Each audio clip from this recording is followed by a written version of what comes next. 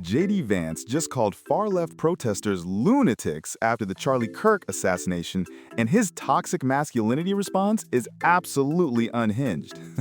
TMZ reports the VP candidate railed against activists following the political murder, proving that conservative men use violence as an excuse to attack anyone who disagrees with their ideology.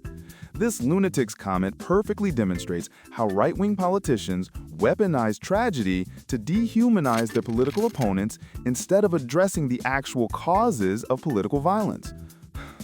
Vance's inflammatory rhetoric shows how male politicians use crisis moments to escalate division rather than calling for unity and peaceful discourse in democratic societies.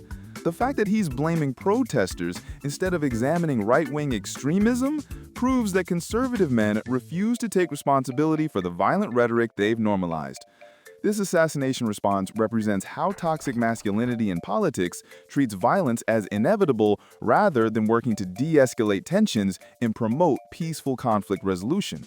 Vance's lunatics language shows how male politicians use derogatory terms to dismiss legitimate political dissent and protest as mental illness rather than democratic participation.